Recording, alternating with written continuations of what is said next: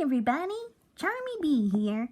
Today I will be reading you all Chapter 11 of the Berenstain Bears and Left 4 Dead 2. The Berenstain Bears and Left 4 Dead crossover fanfiction written by our good friend, the Queen of Lions. Thanks for giving us permission to read your stories, Queen of Lions. You rock! Now this is a sequel to the original Berenstain Bears and Left 4 Dead crossover fanfiction which we read a few months ago, which you already know. So, I decided to give Chapter 11 a read because, I don't know, I probably felt like it. Since everyone says that this fanfiction is really good, I might as well go ahead and give this story a read. Well, I can't wait any longer, so let's get reading. While the group was in the safe room, they were preparing themselves so they can get ready to go through the fairgrounds. "What's up with Sister?" Alice asked Zoe. "I have no clue. She was quiet when we got here in the safe room," Zoe replied. "I think she's going through a lot of stress since Brother Bear went missing," Ellie said. "I know having someone you are close is missing can be stressful." "That may be one answer, but we'll have to keep an eye on her," Zoe said as Alice and Coach looked at the wall on the safe house to see a poster of the Midnight Riders. "Check it out, that's the Midnight Riders," Alice said. "Never heard of them," Nick said. "Are they any good?" "Well, you're missing out on the good music. The Midnight Riders are an amazing band," Coach replied. "Can we go to one of their concerts? Sister asked. "Of course we can. That is, if they're alive and even when the outbreak ends," Alice replied. "Let's see if we can find Farmer Ben and Brother," Zoe said as the group started to walk out of the safe room and they were on the fairgrounds. There's a game over there, Ellie said as she pointed a game where you can win a gnome. "Wow, these games still work," Sister said. "They sure do," Alice said as Zoe rested her hand on Alice's chest. All these signs are gonna make me hungry," Coach said, as Zoe suddenly felt sharp pain in her lower stomach. She raced to the bathroom as Alice looked to see that Zoe was gone. "Where did Zoe go?" Ellie asked. "I have no idea. Maybe she went to the bathroom," Alice asked, as Sister along with Ellie and Alice went towards the washrooms where the ladies' room is. "Zoe, you okay?" he called. "I'm fine, Alice. Jen's having cramps," Zoe called back. "She's on her girl thing," Sister whispered in Alice's ear. "Oh," Alice said, realizing that Zoe is on her time of the month. Zoe came out and looked at Alice, who was having bad cramps. "Alice, I'm on my time of the month," she said. "Sister gave me a hint on that. You just started it?" Alice asked. "Yeah, Alice, I'll be okay though," Zoe said. "I'll also be a bit slow due to the pain. This all means that I can become a mom if I want children."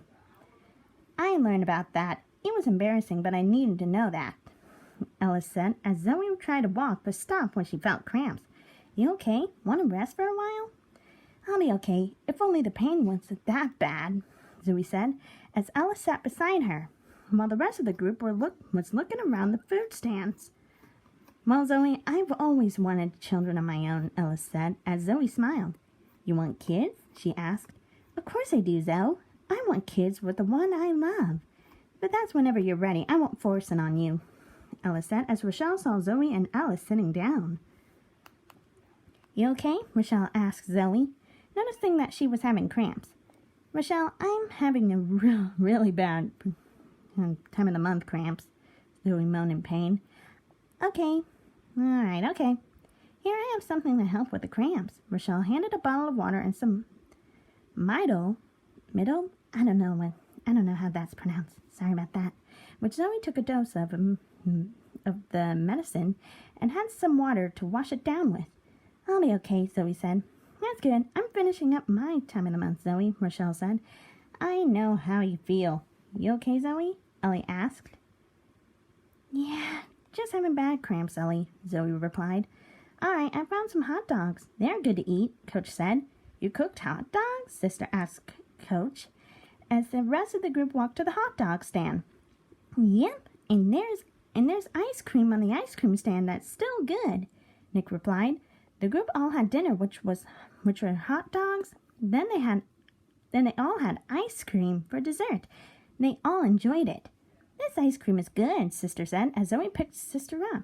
Zoe, Sister laughed as she spun her around playfully. I really do see a mother in that girl, Ellis, Rochelle said, as Ellis nudged at Rochelle with his elbow. How do you see that? He asked. Well, I do see how well she looks after Sister. I could see her as a mother someday, Rochelle replied. I could see you as a dad someday, too. Really? Wow, no one ever thought of us as parents, Ellis said, as the group walked through a building until they found another play area, which is called Kittyland. No idea what that is. Wow, this is cool, Ellie said. Holy moly, guys, Kittyland, Ellis said in excitement. He's like a 5-year-old with guns, Nick said. It does feel like we're babysitting him, Coach sighed as Sister and Zoe started to laugh.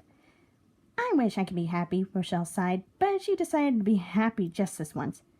To heck with it, Kittyland, Rochelle said, excitedly as the group went through the Kittyland. I would have wanted one.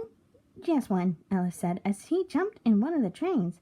But as he was trying to sit down on the train, he was close to getting stuck.